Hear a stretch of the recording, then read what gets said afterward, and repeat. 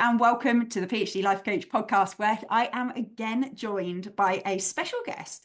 And this is going to be a bit of a mashup of a session because this is going to be kind of a combination between an interview and coaching with one of my membership clients, Krystina François. So welcome, Krystina. Hi. So I am so excited to have Krystina here. I have worked with Krystina for a little while, and one of the things that we have talked about is the fact that Krystina is doing a PhD with chronic illness, and it's something that I've wanted to cover on the podcast for a really, really long time. And in our discussions, it kind of came around that you would be interested in doing that. And so I'm super excited to have you here. So maybe we start before you even introduce yourself. Let people know why did you feel like it was important to come and talk about this stuff on a podcast? Well, first, thank you so much for having me, Vicky. And I think the reason why I said yes is so enthusiastically is because I had been searching for content, whether it be podcasts or books or online forums that really come from the perspective of folks who have chronic illness and are in a PhD program. And while there are some great books and like some great influencers to follow, there's not really much out there. And so I thought that given our coaching relationship, that this would be a great thing to participate in. That's amazing. And you're so right. And that was something that I had recognized too. But one of the things that I try to be really cautious of as a coach is like staying in my lane. And so there's a whole load of topics that I am really happy to wax lyrical about on my own on a podcast, and then a few that I'm not. So listeners will know a few weeks ago, we had guests here talking about doing distressing research. That was one where I really felt I needed people with proper expertise and proper experience. And although I have family members with chronic illness and I've supervised PhD students with chronic illnesses before, there's nothing quite like hearing the experience of somebody who is actually doing it at the moment. And just so the listeners know, the reason this is going to be a little bit of a mashup is because I think Krystina has got so much expertise just to share. I just want to ask her questions in the way I would if she was a sort of interviewee on here too. But equally, Krystina, I know you've got some specific challenges at the moment that we thought it would be fun to coach on. So why don't you tell people a little bit about your background and what's challenging at the moment? Yeah, so I am one of the PhD students that had gone into industry or prior to going back to school. So I'm on the older end. I'm 36. I say that because it will help with the context of my chronic illness as well. I had spent the past 14 years doing immigrant rights advocacy, racial justice organizing, and gender justice work. And I am getting a PhD in political science. I'm in my third year. And I'm in the American system. The average graduation rate for my program is, I believe, 7 years. So just to let folks know, we have 3 to 4 years of coursework first, then we transition into our dissertation, and we have our qualifying exams right before that. Again, I'll come back to why that's important in terms of my disability. And so I was very clear, even as an undergrad. I did political science as my undergrad degree as well as history. And I knew from then that I would be doing a political science PhD. I really wanted to be a political science professor, particularly because number one, I love the subject so much. And number two, thinking that it would be really important to have more diverse voices in the field who are generating knowledge as well as at the front of the classroom. And so in my work life, my non-academic work life, I would always have in the back of my mind, like how this particular phenomenon or experience that I'm having fits into this larger picture of politics and could be understood by others. So I spent a lot of time doing like training. I would do trainings for legal volunteers, trainings for undergraduate volunteers, and I realized I really liked the teaching part. I finally, after spending, so much time being like a service provider, then a policy analyst and advocate, and finally being in local government, I was like, okay, it's time. It's time to go back to school. And I had this deal with myself that like I would go back to school by 30 or it wouldn't happen. So I did. I actually met my timeline. And that's Yeah. huge, right? Even that bit, even that's huge. And remind me, at what stage did the disabilities and the chronic illnesses start to affect? So it actually happened by the end of my first semester. I had gone on an international trip as a part of a human rights delegation, and I had a simple ankle sprain, which actually ended up being more complicated and never healed. So I returned from the trip in like October. And towards the end of that semester, I had to ask for some extensions, or had to receive some incompletes because of trying to treat this ankle ended up being way more complicated than I initially thought. So I first learned about accommodations and the disability office because one of my professors at the time, seeing me hobbling from class to class, was like, you know what? You should register with the disability office, and say that, you need some extra time or to be able to zoom into class because I'm really concerned about you walking on this air cast with a torn ligament. So that was my introduction also to the formal process of having an injury, disability, chronic illness in academia, because it was actually a professor nobody else had told me. And I was fortunate that she had actually advocated for me.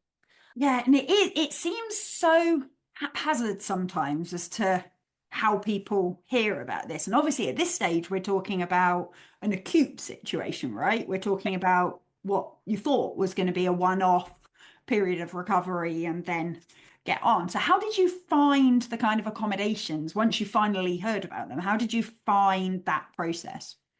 So the process itself seems straightforward because there is a point person and they give you a checklist of the type of documentation that you'll need for your healthcare provider. There's certain language that they request. And at least in the US, it's because we do have the American Disabilities Act, and there are very, very particular language that the university is held liable for, Mhm. right? So they have to offer accommodations. They are legally required to provide reasonable accommodations. And we'll go back to this reasonable question, but it was straightforward. However, getting my healthcare providers to actually complete the paperwork was a little bit more complicated. There wasn't really advice on like how to navigate getting the supporting documentation. And then once we finally able to get everything squared away with the paperwork, not all of my professors actually were providing me with the accommodation of being able to zoom into class. So there was the first hurdle was the bureaucratic, and then there was the actual implementation, and it ends up being a theme of there's what the university is supposed to do, and then there's what actually happens, because ultimately, professors have a lot of discretion in how they run their courses. Yeah. Because it's around that reasonable word, isn't it? Right? As how do we interpret what is reasonable? And it sounds as though in your case that was interpreted differently by different professors. Definitely. So yeah, I had been taking 3 classes, which is a whole separate story of like taking 3 classes my first semester. And one of the professors just wasn't responsive to the disability office person or to myself. So I experienced a mixed bag just from that like last month of the semester, my first year, trying to navigate with this injury. And what was the sort of, I guess, intangible stuff that you were having to manage during that time? Because obviously there's the practicalities of the bureaucratic stuff, the actual implementation of things, but like on the inside, what were you dealing with? I, I was a bit in denial. Number one, I was just like, it's fine. I'll just hop around with my cast. But then it started to hit me that, what if there is something wrong? What if this doesn't heal properly? It took up mental space that would have been allocated to me focusing on my coursework. But so there was the time spent that wasn't expected doing therapies and all of the scans and the doctor's appointments and everything like that, which was eating up my time. Then there was the mental space that having this injury was taking up, which split my focus. Imagine this is my first semester in graduate school. I'd been out of school for like almost 20 years and being a student again, actually setting up your study practice, the sheer volume of reading, like, for folks who remember your first semester, it's like, how is it humanly possible for me to read all of these things every week? And you're asking me to write a paper that's worthy of a journal as a final paper. And I'm like, I just got here. I don't even know, like, the conventions of the discipline. Um, and so it was already a big period of adjustment, and this added a layer of complexity. It's not so much that I had less time to do things, it's that I had less time to rest because I was doing everything that I needed to do Yeah. school wise and doing everything I needed to do health wise. So that meant less sleep, right? Or that meant less social time, less balance, and actually doing both full time. One of the things that I notice a lot with clients that are managing chronic illnesses, tell me whether this sort of resonates with you, is that there's also a lot of uncertainty about how hard to work yourself too. And I know this is an issue for anyone, right? Grad school is hard. There's always an endless amount of stuff to do. But at least if you're mostly physically healthy, you kind of know where your boundaries are, right? But Right. if you've got a new condition like you did, and you're in this new environment where you're not quite sure how much work you're meant to be doing, how did you navigate that? So I had to basically listen to my body, and it gave me no choice. So it was working to the point of a physical reaction. So as I mentioned, I had this ankle injury. What happens simultaneously, which I, later on discovered this was the beginning of my autoimmune disease, um, I start having issues with my hands. And you can imagine if you have a boot, you're on crutches, you're using a walker. So I basically develop tendonitis in both of my hands, which then impacts what? My ability to write, my ability to Mm. type. And so my hands would be fatigued quite quickly. So it wasn't to the point of I couldn't use my hands, but it was okay. I would work, work, work, work, work, type, type, furiously taking notes until, oh, my hand cramps. So it was my body's alarm clock that actually was what forced me to have some type of balance. Yeah. I didn't have a strategy because, again, I was just thinking about this as an acute injury and me, trying to be the stellar PhD student, bright-eyed and bushy-tailed until my body said no. Yeah. And it's so interesting, isn't it? Because in many ways, we want to try and know where the stop point is that's like half an hour before pain hits or, dysfunction Exactly. hits or whatever.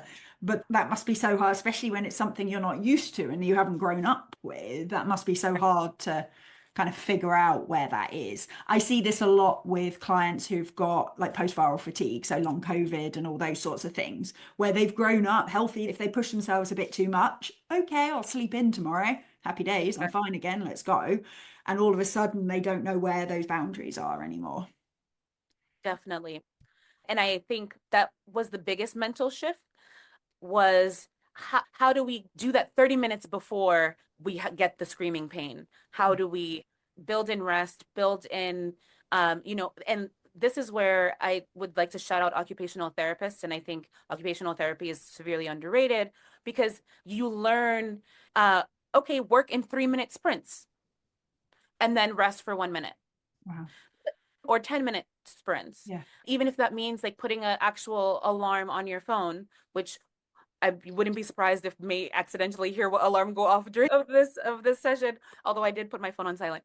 But having those reminders end up actually being a part of your study practice. So Yeah. like just like you would make sure that you have environmental alignment of like having your PDFs open and your reference manager, you would have your bottle of water and make sure you set your timer on so that when you're in the flow, you are able to actually take care of yourself. Yeah. It's just one more thing to think about, though, isn't it? It It is sounds easy when you say it like that. It's exhausting, right? I have to do my timers, I have to do my physio, I have to do my whatever it is just to be able to do normal things. Exactly. And that's also where I realized that it was taking energy away from me just reading the reading. Yeah. You're not able to do that because, especially, well, there's having the brain fog and the fatigue and all of that. And then there's the exhaustion from the medical admin, and you're trying to focus on these brand new concepts. And that in and of itself is already a physical strain. Like the amount of time that we spend sitting at a, at a, whether it's a cafe, library, whatever, and we're just sitting and reading, that is also physically exhausting. Yeah. And I didn't realize that until I had other things that were exhausting. Yeah. No, definitely. So let's carry on with the story then, because obviously we've alluded to the fact that this acute injury did not get better and go away. So tell us a bit more about how that kind of progressed and how you managed that. Yeah, so basically over the course of a year, I end up having other ailments. I had back-to-back kidney infections, which was like very random. So spring semester of, again, my first year, I was in the hospital 3 times for 3 weeks at a time. Boom, that's the majority of the semester. So again, I have to advocate for being able to Zoom into class. I have to advocate for extensions as I'm trying to figure out what's going on with, sorry, my immune system.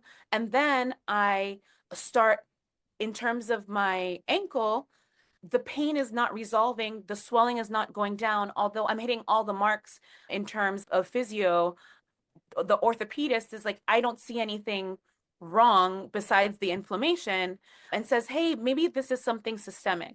So we do some testing, and the testing doesn't come back with anything. And so I say this because it's something for folks who have autoimmune diseases. Sometimes you don't catch, you just, the blood work is not happening at like the right time, but your body is already making these changes. And so I first end up getting diagnosed with endometriosis, which in and of itself is this weird, is not considered an autoimmune disease. However, it has autoimmune portions and it's inflammatory. It's a whole body disease, not just a, a gynecological issue. And we are recording this in endometriosis awareness month, so that's why this is my little quick plug. Um, and I end up having to schedule surgery. And I'm like, okay, I'll do it during this break before the semester starts. So I have the surgery, but one of the things that develops is also the pain that originally was triggered by me using a cane and crutches doesn't go away. And what first we think is tendonitis of the thumb ends up being carpal tunnel and then cubital tunnel. And I end up luckily having an orthopedist that was a really big advocate for me to do additional testing and to see other specialists rather than just cut me open, which surgeons tend to like to do. And doing some nerve testing and realizing that I had severe nerve damage in my right hand, and I'm right-handed. At a certain point, wasn't able to even hold a pencil or type, which ends up, be two Mm. very important functions for a PhD student. So I end up doing back-to-back surgeries during the summer to not disrupt my academic flow. First, the endo surgery, and then the hand and elbow surgery. And unfortunately, it ends up taking me 2 years to see a neurologist. And what I end up finding out is I have CIDP, which is a rare autoimmune disease that your body attacks or eats up the coating of your nerves, the myelin of your nerves. And normally it starts in your extremities, your hands and your feet, but it happens to your entire body. And so I am officially diagnosed, and actually I started treatment last month. And so it's been this long journey of diagnosis and surgery and trying to see the specialist, but also ends up being that I have varying levels of functionality of my hands, which impacts my academic career. Maybe let's tell people a little bit about what kind of practical impact did that then have on you at this stage of your PhD? Right. So, so I forgot to mention that I also end up getting diagnosed with seronegative rheumatoid arthritis as well. It ends up that I am able to, I get into this flow of I'm able to attend class, participate. I download apps so that I can listen to the readings instead of having to hold the book, or I'm able to use voice to text in order to, write my notes or whatever it may be. And I'm able to attend class for the most part. There's sometimes due to inflammation and pain and whatever that I end up having to either skip class altogether or request to be zoomed into class. And I start to get into this flow of the semester is great. By the end of the semester, I'm burnt out, exhausted, like fully unable to use my hands. All of my little tricks and tips are not sufficient, and I end up not being able to finish my final paper. And so I get into this incomplete trap. So for folks that don't know, let's say if you are missing one key component of the coursework for your class, the university has a policy of being able to give you an incomplete, so a placeholder grade, so that you're able to have extra time to complete that task because grades, are due. I'm able to fortunately have professors who are understanding and willing to give me the incomplete because they're not required to give you one, even though you are a person with chronic illness, and you have accommodations. Again, that reasonable word comes back into play. It is at the discretion of the individual professor whether or not they will give you an incomplete. And then a bunch of these you still then need to resolve, right? That's not the end of the story. You then have to figure out which ones you're going to retrieve to full grades and so on. And that's the point we met, right? That you had this bunch of incompletes that felt kind of, I don't want to put words in your mouth, but felt kind of unachievable, right? They felt overwhelming at least. Overwhelming for sure. Um, and so tell me a little bit about that overwhelm, how you felt when you were kind of looking at that pile of incompletes. Which Yeah, I I mean, just want to make sure the listeners are aware is quite so big, partly because you're a massive overachiever and therefore had taken on more courses than you needed to take, sort of yes, that is even also just true. keeping up. And this is something else I often see, right, with people who are very, very able like you and who have health problems, is sometimes they're not even trying to do the minimum, they're trying to do the stuff they want to do too, right? Yeah. I will thank you for that disclaimer because it even took me a while to accept that the reason why there are all of these incompletes is because I was taking on way more classes than necessary. And my eager, like, I want to learn, I'm here to learn, I want to absorb everything. That class sounds interesting. Why not? Yeah, how do I say this? I wasn't in denial, but because it felt like a constant cloud over everything that I was doing. It was like as I was, moving forward every semester, finally learning the lesson of taking less classes, finally advocating for myself with the department to see if there were any other resources available. I had to completely shift my mindset and finally understand that I had a chronic illness and coming to terms with having these papers hanging over my head and my primary presentation of rheumatoid arthritis was in my hands. I'd spent my whole life with my writing process really rooted in me taking notes by hand, doing the active reading. And then when I would be writing my papers, I'm a free writer where I just type. And I couldn't do either of those things. Mm. I could not take my notes and we know pedagogically that like there are some people who remember things through the act of writing by hand. And so I was hitting a learning wall and I was freaking out because I wasn't able to just free type for a few hours to do these papers and knock them out. Yeah. That's part of why they were hanging over me, is because I wasn't able to address them the way that I had been trained to Mm. do up until this point. Yeah, no, definitely. And I just want to go back with an additional disclaimer, just so I know you know this, but so the readers are all aware of this. When I said this is because you took so many classes, I don't mean that was your fault. I'm not saying that this is, oh, it's your fault because you took too No, much. no. I meant that more to illustrate quite how much, because of the capable and interesting person that you are, how much was on your plate when all this other stuff came along too.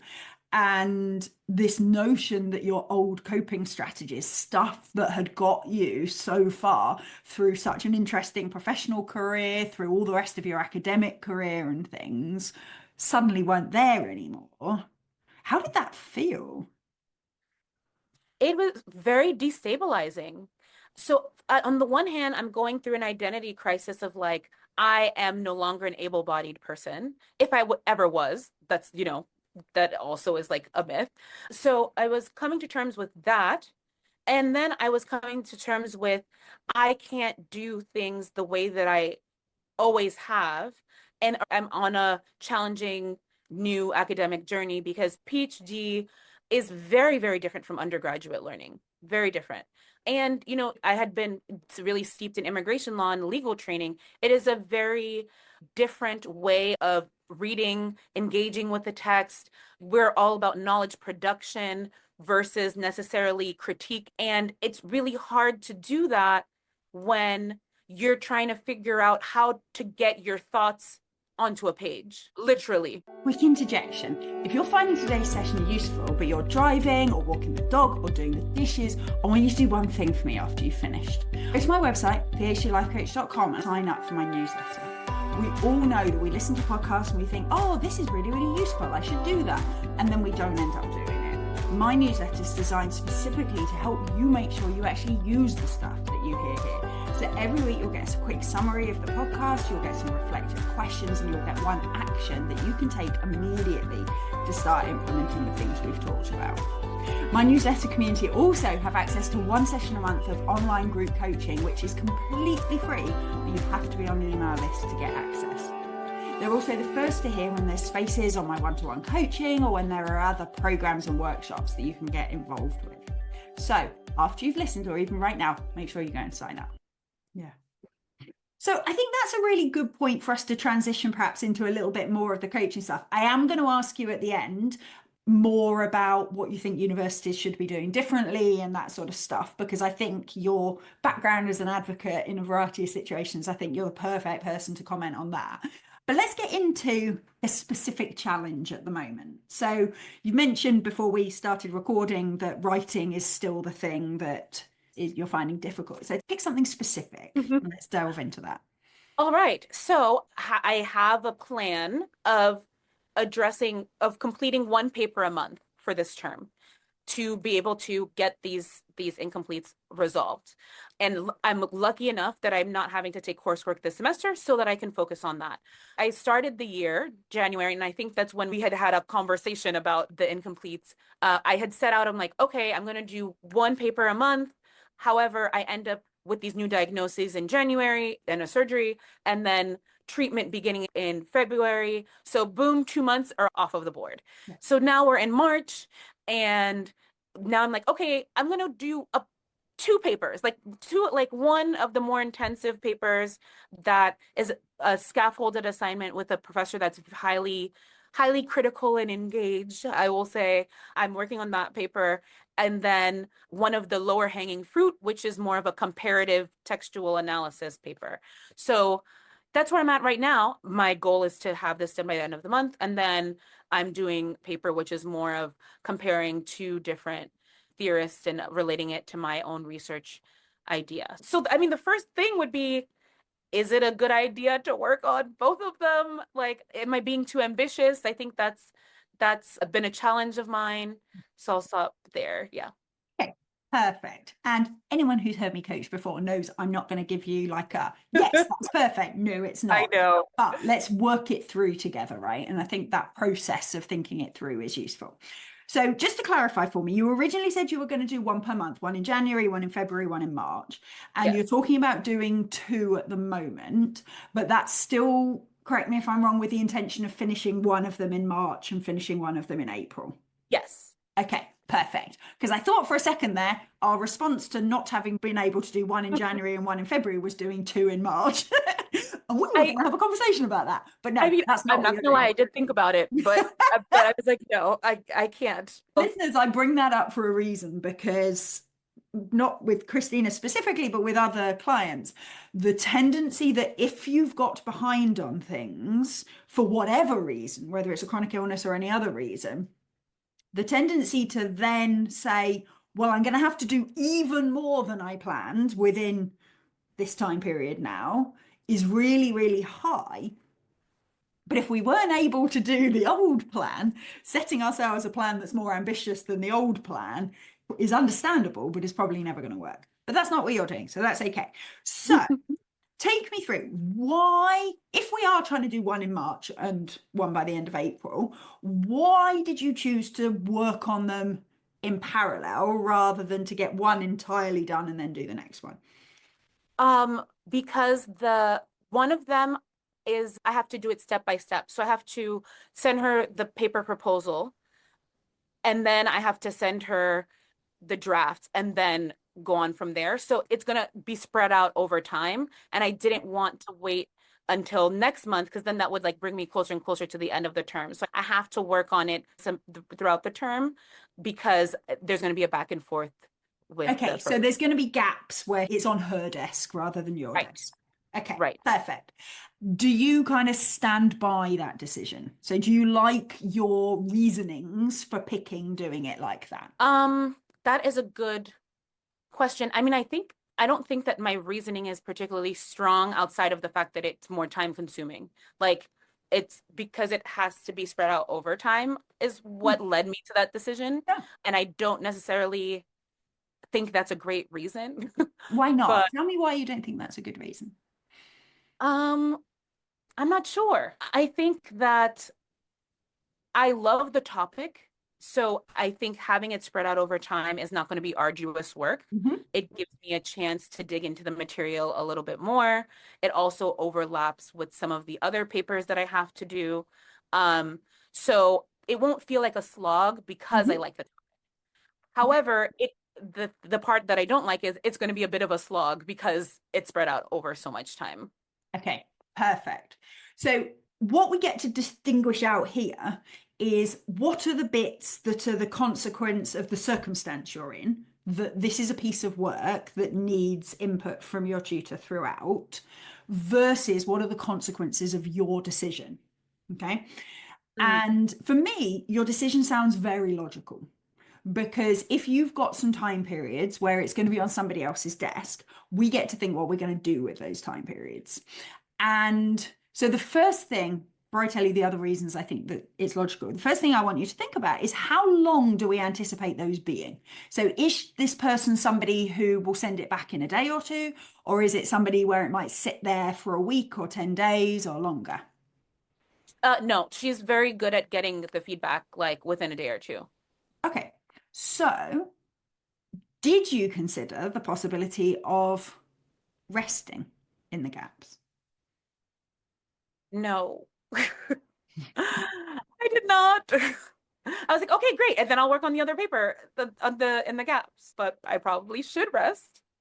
I mean, we're not Um, going to do shoulding. We're not doing shit. All of this is your choice, right? yeah. But it's a very different situation. The feedback is going to take 2 weeks to come.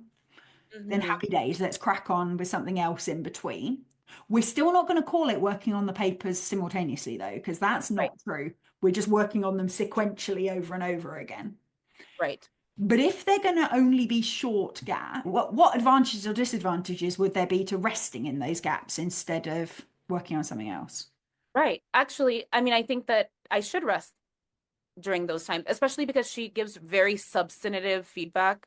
Like she gives both some of the more like grammatical structural things and also the big questions and um really gives great feedback. So resting would make sense because it is going to be a lot of work to then implement her edits. Yeah. So what would be the downsides? Can you see downsides to doing that? Off immediately, it would be that, I still have to make progress on the other items. It could be that given my fatigue and given my, needing to have frequent breaks, um, that I don't write. I take a writing break during that time, but I can do the reading, whether it be like I use the listening app, like Mhm. to at least get a first pass at Yeah. some of the reading for my other paper. But that I choose not to do anything physically intensive during that time. That could Okay. be, And I think one thing that might help with this is understanding a little bit better how you structure your week. Because obviously, I know that you do some other work as well. So, how many days a week are you expecting yourself to be doing work, either PhD work or other academic work? yeah. So also teaching 3 classes. So full disclosure, that is the other work that I'm doing. So I am marking, course prepping, and then and presenting. So 3 days a week I teach, and then I have 2 off days. Off Okay. days.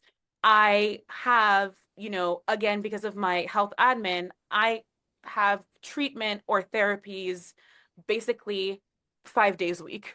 And so what I had put in my plan was that I have like a writing and reading time block every day, but the times of the day vary to be conscious of like when I'm most productive, considering the teaching and the health activity that I may have to do. Um, and I actually have the writing and reading time block 7 days a week instead of 5. People who are watching on video may see my eyebrow raise. Why? That's a great question. Um, Man, because I'm very strict about not doing my teaching work 7 days a week. I really okay. try to like limit it to those days or my like full Hmm. on prof mode. And my health appointments again are only through the 5 day of the week. Hmm. So I figured that I could make up some of the time that would be needed on the weekend. Um, but no, then there's no time for rest. I know that is clear after saying it out loud. I'm enjoying watching your face as you hear yourself talking about things because, like, making up the time is such a common thing that people talk about. And for people listening, I know a lot of people will be listening to this who have chronic illnesses, but there'll be a lot of people who listen to the podcast every week, listen to this one as well.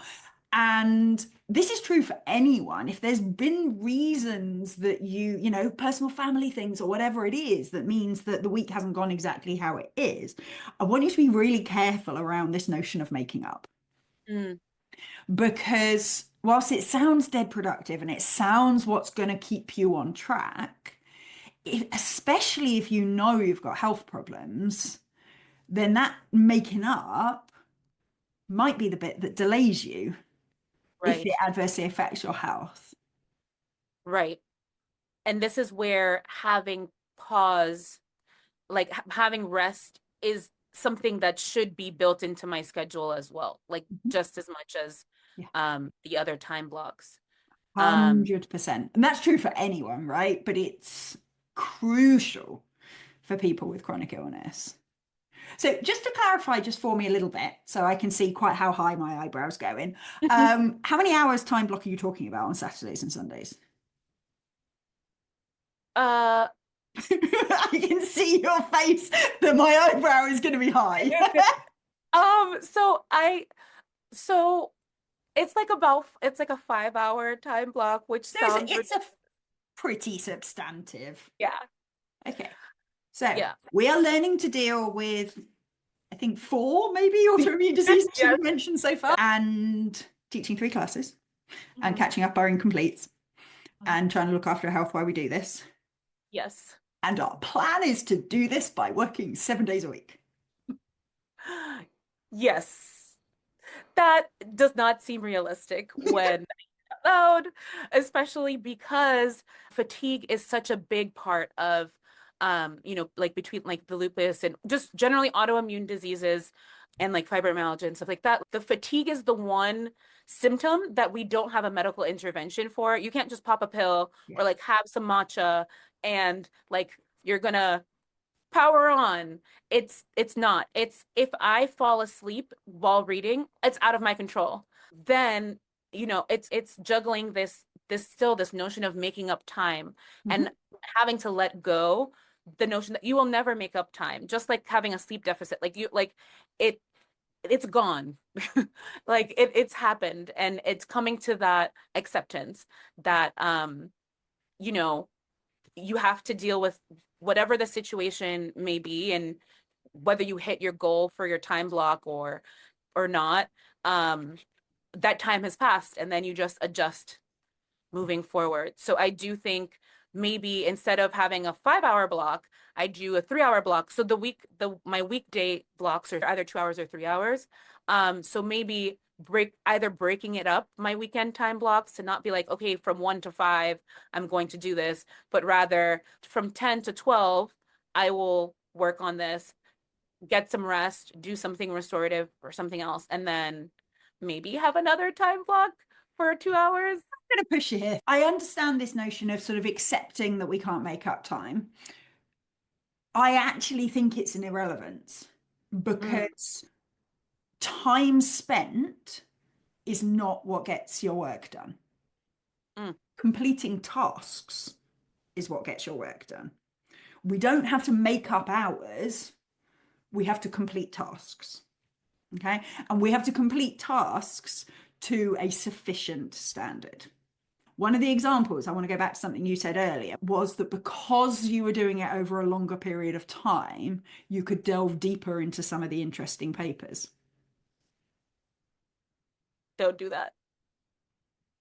We are resolving incompletes. If you want to Right. read papers for fun, you can do that later. We're Yes. resolving incompletes. And this is the danger when we Mm, give ourselves more extended periods of time to do things because it feels compassionate. We start saying, oh, but I could probably do more than one at a time if I'm doing that. mm, And, oh, I can probably do more. So, anyone listening, if you've ever asked for an extension for whatever reason, and then you've convinced yourself it needs to be better now because you asked for an extension, this is speaking to you. Okay. I know a high achiever like you isn't going to enjoy the notion of bare minimum, but we just need to get these done at this stage. right. You have your whole dissertation phase to dive into your specialist topic, Right. be the leading expert in it. These we need done. And I would argue, especially if you've got chronic illnesses associated with fatigue, if you work fewer hours, you will complete more tasks. Mm, Because when you have lots of hours available to you, it's easy to go, oh, I'll read this other thing too, because I've got time. I'll do this bit because I've got time. I'll spend ages making a decision how to write this sentence. Whereas if you've got less time, you're going to write the sentence and you're going to read what you need to read and you're going to get it done. right. That really resonates because also, as a person with extreme fatigue, if I am able to do more with less time, I'm also able to rest. And that's the only thing, that is the only medicine for fatigue, is actually listening to your body and resting. And so by forcing myself to work in a smaller amount of time, a more realistic amount of time to get the task done. And just when the task is done, it's done. And then I can take a rest rather than moving on to the next task. Yeah. That would also be something like when we find a cadence as a person with chronic illness, it's really to say, if you have available time, rest. Like my doctor is very much around like, if you can fit in a 20-minute nap, do it. Yeah. 100%. And I want to emphasize when I say that resting more will probably enable you to get more done, that is also not a reason to rest more. You get to rest more because your body needs rest, Right, because you as a human need rest. right, Even if it didn't enable you to get more done, if you need it, right? right. But where you've also got these tasks, I've seen it countless times in clients that when they decide to work fewer hours, they power through their tasks more quickly. So I Mhm. want you to spend some time thinking about two different things. One is about your weekends. Okay. How much of your weekends can you clear out? I'm a big fan of 2 days. That feels like a weekend to me. But then also building breaks into the ends of bits of work. So whether it's taking, if you decide not to do that other piece until after this first one's done and taking the days while your supervisor's got it to rest, it might be that. It might be planning that, okay, when that finally goes in, I have 3 days where I don't do PhD work Mm. before I start the next one, so that it's not this relentless train. It's periods of getting stuff done and then recovering. How does that feel? I think that makes a lot of sense. It resonates. Um, it also, in terms of motivation, unfortunately, I am a power through kind of person, which is part of how we are in this situation.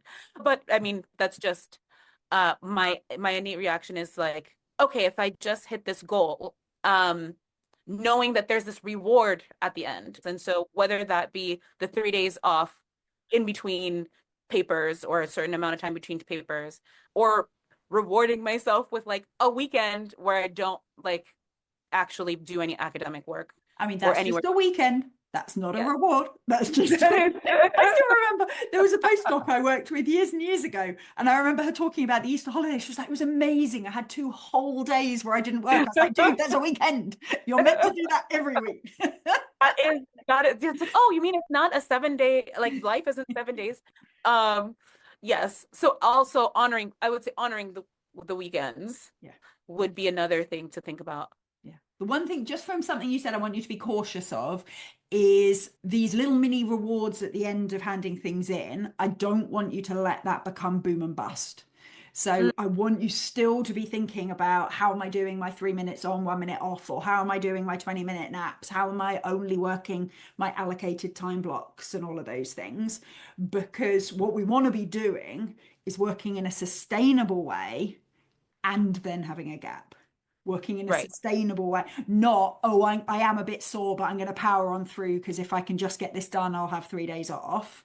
We're not talking about that. We're talking about maintaining this kind of maintenance level of activity Exactly.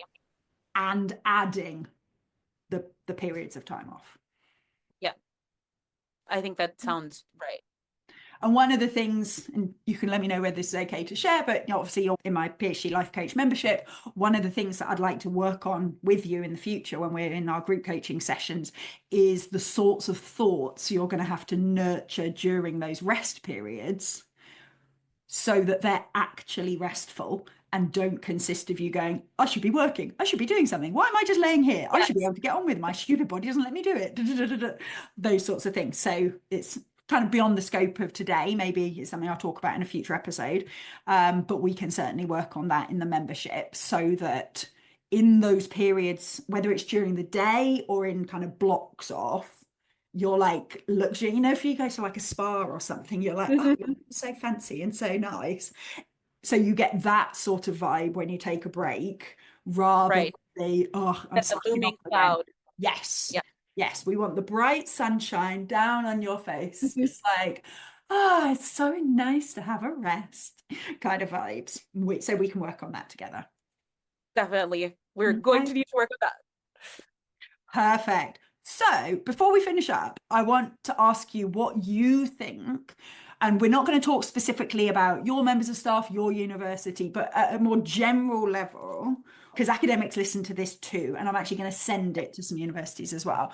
What do you think that universities should be doing more of, less of, better to support PhD students working with chronic illnesses and disabilities? So the first thing that comes to mind is definitely there's this deference to the person who is facing the illness on what it is that they need, but we actually are often overwhelmed with even just coming to the understanding of what our health needs may be, that like we have no idea because most folks that are coming to request accommodations, it's because it is a new illness. And so it's not fair to put the burden on what is it that you need the university to do, or what is it that you need from your professors, Yeah. to put that burden onto the student who is already trying to navigate so much. It would be helpful if folks had like some commonly requested accommodations, or if somebody has fatigue, here are some common things. If folks have a physical limitation, here are some common things. And I will say that like my university has been like helpful in some ways of that, like the person who serves in the role of the disability advocate. Also, resourcing the disability office in your university, Yeah. having one person or a few people really be the advocate and the point person for hundreds of students or thousands of students, depending on how large the university is, unfortunate. And it does a disservice to both the students and the professors because neither one is getting the support that they need in order to successfully progress Yeah. forward. So properly resourcing your disability office with enough staff and making the investments in the support technologies like Otter AI and Grammarly. And these are not plugs specifically. I am not sponsored by any of these people, but there are a whole slew of technologies now that are AI based or are just better than some of the old desktop based softwares. Like we're not all sitting at desktops anymore. We're on our laptop or we're on our iPad or tablet or we're on our phones. So investing in app-based or web-based interventions is way more helpful. And then lastly, there needs to be some reform around incompletes. Incompletes can't be the only solution for students who need extra time or whose disability or chronic illness interrupts the semester, because it ends up being a trap. And I think that institutions are aware, which they've responded by giving less time for the students to complete their incomplete to motivate them to get it resolved faster. But actually, when you have a chronic illness that is predictable, it increases the burden and the stress and emotional duress on the students. And my very last point is the culture shift that if you're not meeting deadlines, that doesn't mean that you're unreliable, because your illness is out of your control. And I think that's one of the biggest learnings for me in unpacking my own internalized ableism is that you're not unreliable, you're sick. Yeah, that's huge. So I'm sure so many people need to hear that. I'm going to add a couple that I've learned from you, just to add them in.